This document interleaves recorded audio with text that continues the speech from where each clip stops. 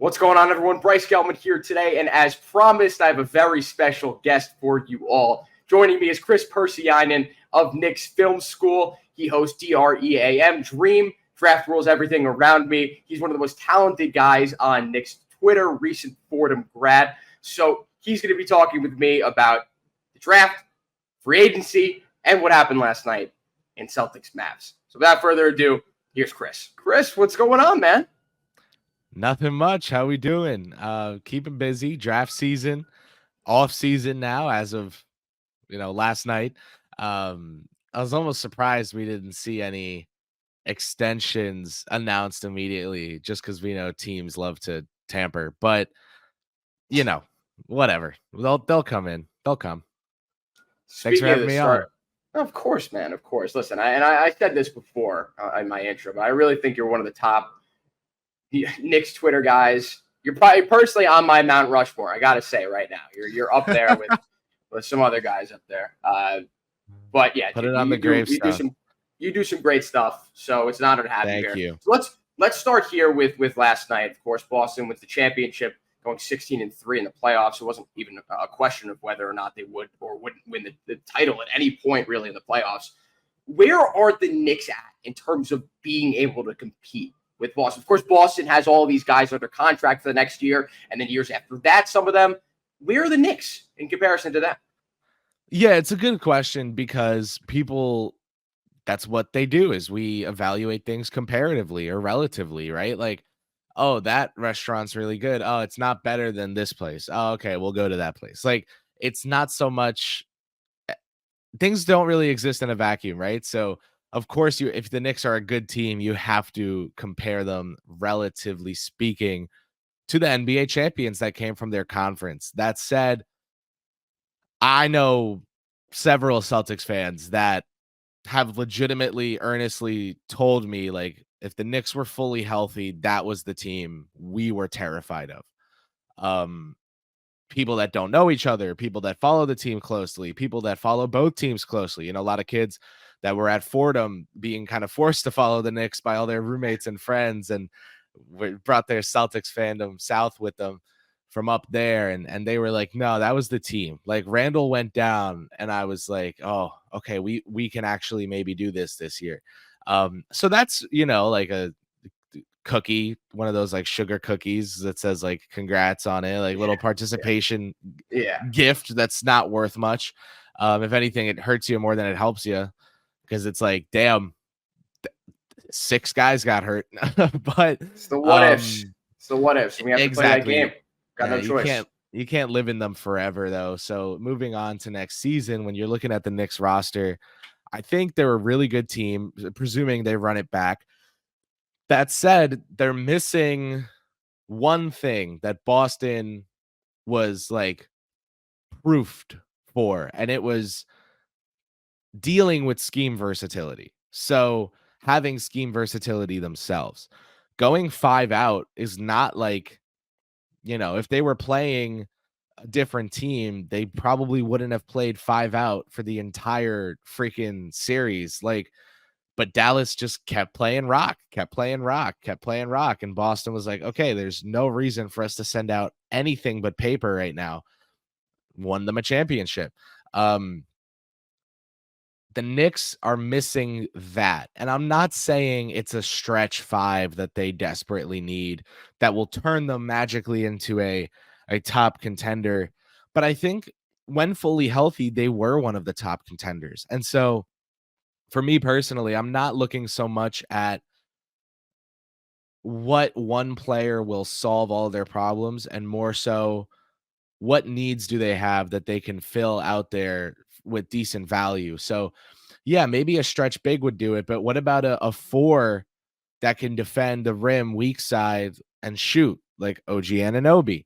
What if you play him at the 5 like they did against the Philadelphia 76ers, who employed Joel Embiid, and you just have a big 4 out there? So we'll get into that with draft talk, but there's a guy or two I have my eye on that I think would fit that bill, and they wouldn't make the Knicks a contender, but they would put the Knicks in the stratosphere of having certain amounts of scheme versatility and functionally so, right? Like I can play the tuba and the trombone if you consider getting it to make noise playing it, but to be good at it is a different story. I think the Knicks are just a guy or two away from being good in several different schemes, which is how you win deep in the playoffs. Yeah, I mean, Boston is just an otherworldly type team. When you've got 1 through 5 guys who could score, who could take over a game at any point. I mean, you can look at Derek White at being that guy. Obviously, the fifth guy Exactly who came to in mind that when you lineup. said that. In that lineup, you got the fifth guy is Derek White in terms of scoring versatility and his ability to play make and create, and that's a problem. Like Derek White is a problem in the NBA, and that's their fifth guy. That's what we're looking at for the next couple of years, the foreseeable future. Boston's now plus 280, I think, to win the championship next year, which I think is absurd. Probably the lowest odds that we've seen since the 2018 and probably the 2019 Warriors. It is the best team on paper since that super team Warriors team. And when you look at what the Eastern Conference has to offer in terms of a potential solution, a potential fix to all of this, and a team to beat them, I think, as you said, I think the Knicks fully healthy. Of course, they need to keep improving. They need to keep up with the status quo in the NBA. They were the team to do that. They were that team. So it's been now 2 years. The Knicks didn't make any crazy moves in the draft last year. It's been now 2 years since the Knicks have had a draft in which they took a guy, in which they played, at least in the next year or two after. So let's get into draft talk here. Draft next Wednesday and Thursday.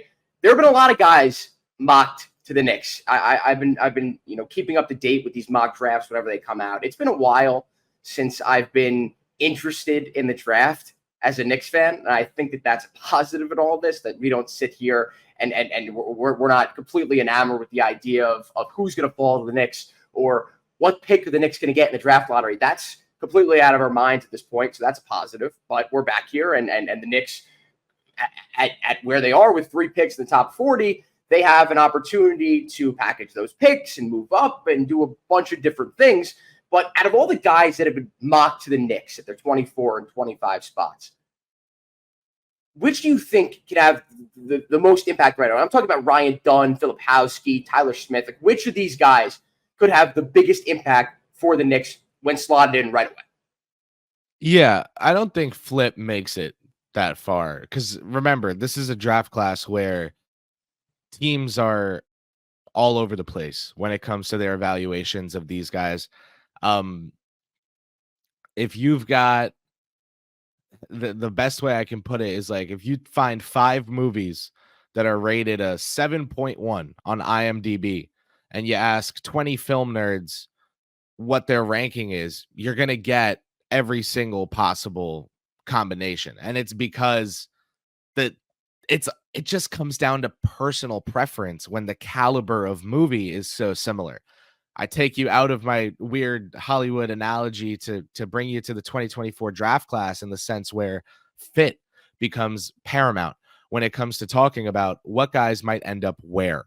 I guarantee a team will at some point have a player on the board that is 4 to 8 spots above the next guy available on their personal draft board, but they go with that second guy because they have 3 players at that first position. Like, it fit is so much more important this year than any other. Also, the thing about this draft class, like, yeah, there's no Zion, there's no Ja, there's no Wemby, there's no Scoot, there's no Cade, there's no Paolo, there's no Chet, there's like, right, but there's like freaking 20 Denny Avdias and Peyton Pritchards and Desmond Baines. Like, those guys who go a little later in the draft in typical drafts, but end up being value picks, those are the guys that are going to be going in the top 20. So, like, for me, yes, I think you'll see a couple of busts in this draft's first round, because you kind of always do. So maybe you'll see more than usual.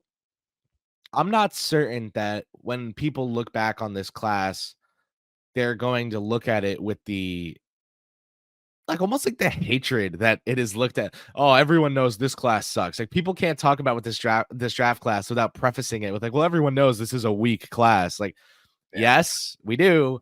For the 147th time, we know it doesn't have a superstar just lying around in it. That said, I also don't think you're going to see a Kawhi go 15 or a Giannis go 15. Like that stuff doesn't happen so much anymore because scouting departments are freaking better every single year. The Knicks have a guy they send to A10 basketball games. Like besides Vince That's Williams, gotta be a fun job. That's gotta be a fun job. Right? But like besides Vince Williams Jr., who the hell Jacob Gilliard, right? But like Charlie Brown Jr. on the Knicks. And I know TJ McConnell did a single year in the A10. Tumani Kamara now A10, Dayron Holmes, but like it's a handful of guys that come out of that conference. I love that conference with all my heart. Shout out the Fordham Rams. But to me, like they're gonna find you. They found Kawhi at San Diego. Like they're gonna find you, right? They found Embiid. They found all these players from overseas. They'll find the talent, and it's going earlier. So for me, the impact players are there, littered throughout this first round, and that's kind of why I wanted to back that up by saying what I just said.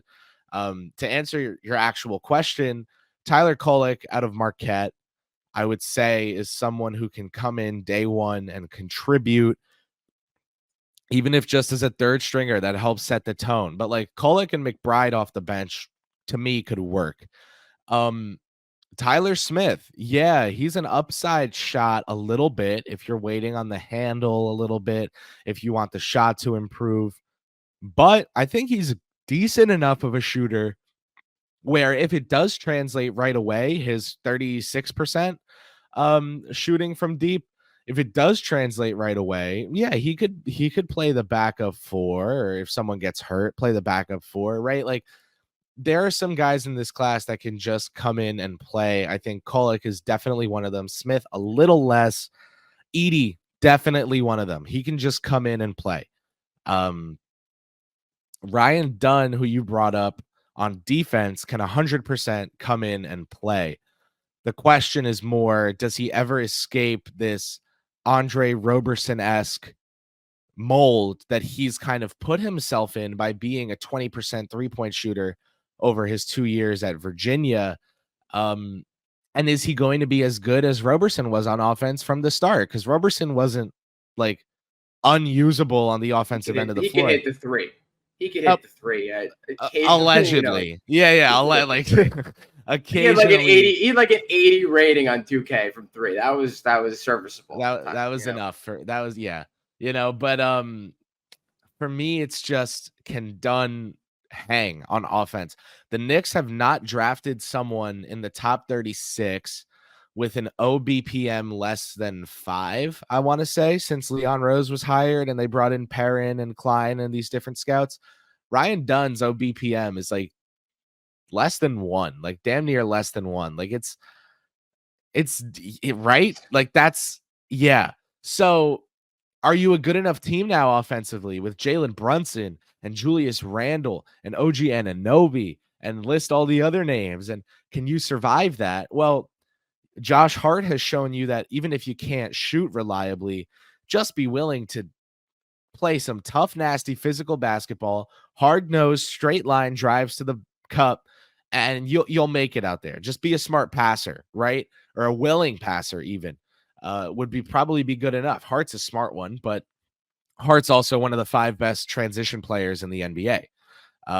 Literally, if you look up like points per possession, it's literally like him, Giannis, whatever. Which reminds me, in the playoffs, someone brought that up to him and he was like, Giannis, like MVP me. It's like, all right, you're a clown.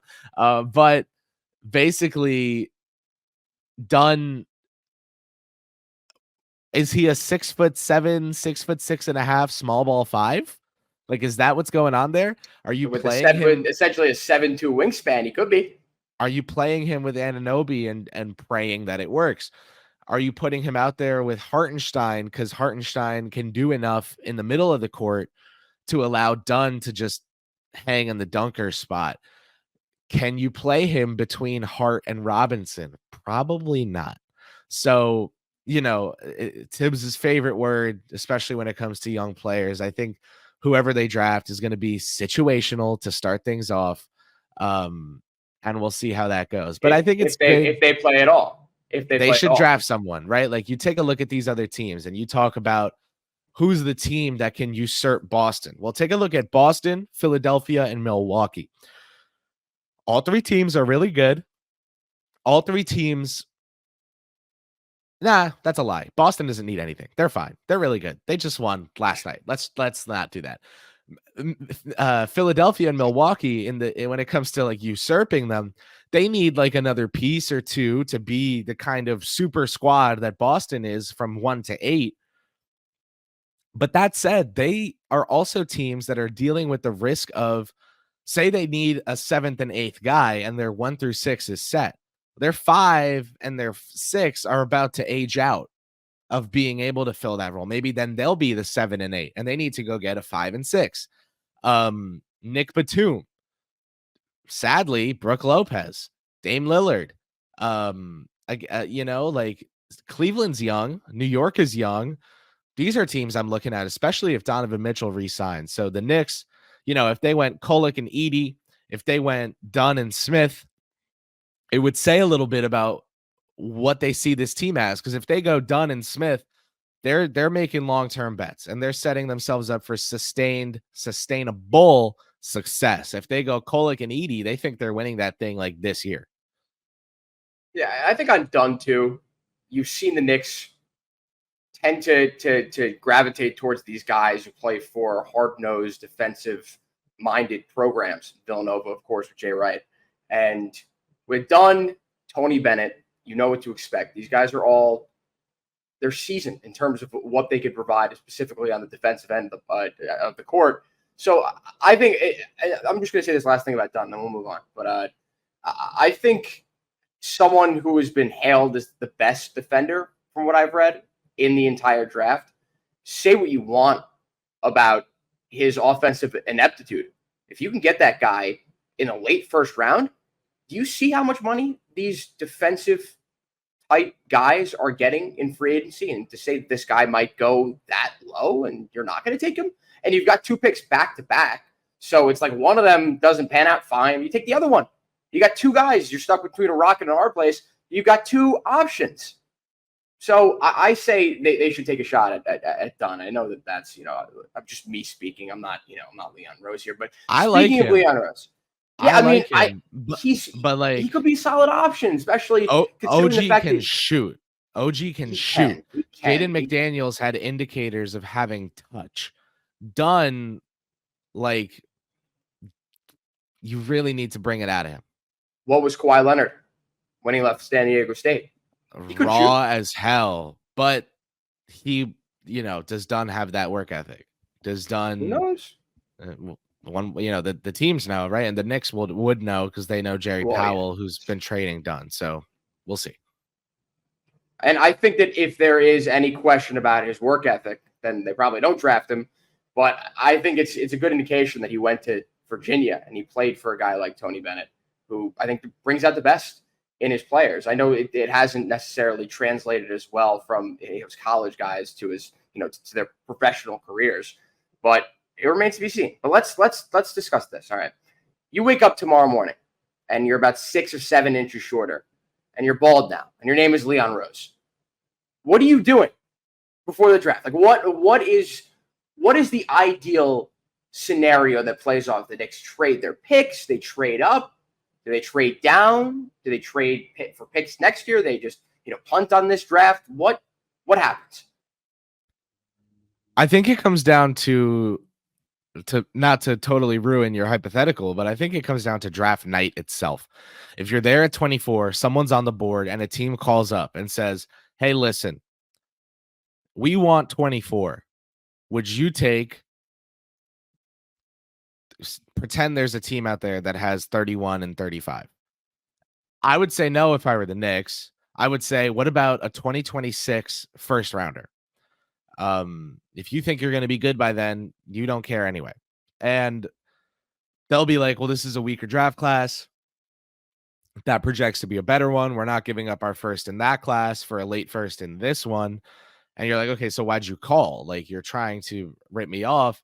Whatever. If you can negotiate a protected first round pick and a future second round pick, not a pick in this year's draft for 24, and they take someone, and then you draft at 25 and 38, or you take that 38th pick and that second round pick they just gave you and go up to 34 and get, someone a little nicer there.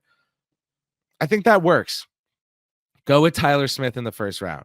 Send him to Westchester. Go with AJ Mitchell in the second round. Send him to Westchester and roll with the team you have right now. Sign vets to fill the gaps. Just maybe not Taj. But if it were my like bias speaking, I would draft with the 2 first rounders and trade out of 38. I just think you can get good value. Remember, you're looking at all this stuff through the lens of the Knicks are trading for a star at some point. With that lens comes the need for future first round picks that you can offer. And you don't want to be totally like broke when it comes to picks after making that trade. You want to have some flexibility because look at the Phoenix Suns, right? Like extending Grayson Allen is like their big, everyone please stay move. He's good at basketball. He fills his role damn well on that team. They've got no flexibility. Even the Chicago Bulls, when they put together their mediocre big four, like they had no in-season trade flexibility because of the protections that got levied on their picks and the Stepien rule. So if you're the Knicks, you want to keep that flexibility. I would try to trade one of the 2 picks for a future first if you can. If you can't, draft with both of them and give the second round pick. Either use it on a draft and stash. Like if Pacome Dadier is still there, do that. If he's not, just also trade that. Just call around. Hey, you want 38? Not really. What about a second next year? Okay. Do it. Just do it. Don't care too much about value. You just do not bring 3 rookies to camp. Thibodeau is going to have like a conniption. If you can bring in 2 and draft and stash 1, I think that's lovely. Yeah, I think at the end of the day, if the Knicks have to punt on these draft picks and just revisit this at a later date with picks next year, then so be it. Because I think it's the league's worst kept secret. The Knicks are looking for another superstar. So if they have to use these picks on guys who they're not 100% sure on, how could you be 100% sure on a guy at 24 and 25, 38? Then I think that's not worst case scenario to have to trade out. And I understand, as you've mentioned, as everyone and their mothers have mentioned, this is a weak draft class. So maybe you know get what? the value you could get and then punt to next year when it's a better draft class. But this class is deep with potential contributors. Like who right now is thinking to themselves, wow, it's really crazy the Celtics used the 6th overall pick on Marcus Smart. Like just get good players and the rest will work itself out if you're willing to take some risks. I think the Knicks can find at least one guy if they draft at both 24 and 25. At least one of those 2 players in a couple years will be looking for $14 to $18 million a year and be a legitimate role-playing contributor and be someone who other teams are trying to poach. Caruso, Chicago Bulls, DeLon Wright, Wizards, Porzingis, Wizards, PJ Washington, Hornets, right? Like guys that can play, like the teams will want them at some point. So especially if you're the Knicks, and you're good, someone does well filling in for an injured player, and all of a sudden they have trade value that's beyond what you thought it would be at the time of the draft pick, or that's beyond what the draft pick was worth itself. That's already a good use of everyone's time. It's a good investment. So this all kind of ties into the idea that the Knicks are going to be trading for a superstar and using these picks and using whoever they have that's tradable at this point, specifically Bojan Bogdanovic with his guaranteed money. When do you think the Knicks decide to go all in with their assets and cash in on a superstar? And is that just dependent on when their top option asks out. Yeah, I would say the 2025 offseason. I think to the benefit of the Knicks long term, going through all the injuries they did kind of buys them another year to run that team back and say, hey, we were 14-2 or 12-2 in January, 14-2. I don't know. 14-2 in January. It was good. Yeah. 14-2. Thank you. In January. And that team could have beat Boston. We really think. So, Mr. D, we're going to run this back. Don't kill us for not grabbing a superstar just yet. We know it's been 4 years, but what's one more year if you've waited 4 and you have a damn good team? Brunson, DiVincenzo, Anunoby, Randall, Hartenstein. That's a really strong starting 5. And with the bench unit of, say, Kolek, McBride, Hart, Tyler Smith, Mitchell Robinson, and Smith is like the odd man out, and you go 9 most of the time. Like that team can win 50 games again. So let them do that. Let them win 52, whatever it's going to be, right? And go from there. I think Devin Booker is the number 1 still. Yeah. I will stay consistent in that. I've been reporting it like since 2020 or 2021. I'm going to keep reporting it because it hasn't changed. Yeah, I think they would think about Embiid. I don't think they want Mitchell so much anymore after Brunson's meteoric rise. Yeah, I'd look out for Booker. And if Giannis ever becomes available, he trumps everyone. But again, like that's unlikely. So we should treat it as such. Next summer, 2025 offseason, Booker, I guess, is now the new plan. Yeah, I subscribe to the same belief. And how could you not, as a Knicks fan, considering what we all witnessed in January? Beating defending champion Nuggets by 40 points. They beat the Timberwolves in that span as well. They were playing like the best team in the NBA. And if they continue to play that way, and it's a lot to ask for when you're playing at the level that they were playing at. But if they did play at that same level with Randall, of course, healthy, then there was a strong possibility that if the Knicks and the Celtics met up in the playoffs, the Knicks are taking them at least 6 or 7, and they might win the series, Chris. So that's the thing.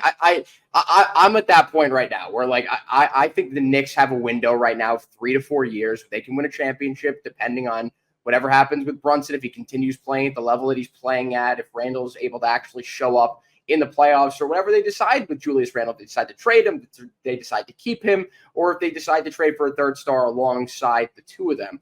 They have this window that is now open, and there shouldn't be any sort of rushing.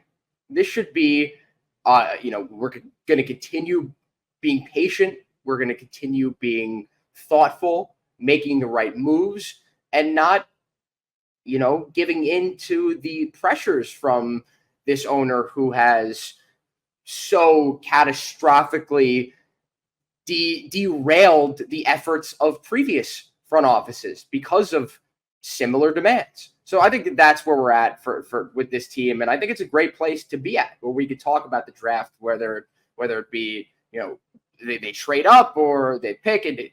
This isn't the be all end all. Like it's great. It's all added on top of whatever we've been able to experience at this point. But I think at the end of the day, the Knicks are in the second best spot in the Eastern Conference and a top 5 spot in the NBA. And it's crazy to me that the Knicks still aren't a top 8 title favorite in the odds right now. It's like, when are we going to get the respect? When are the Knicks going to get the respect that they deserve? But listen, that's a great problem to have of being constantly underestimated. It fits the mold of this team. It fits the mold of the culture of the organization.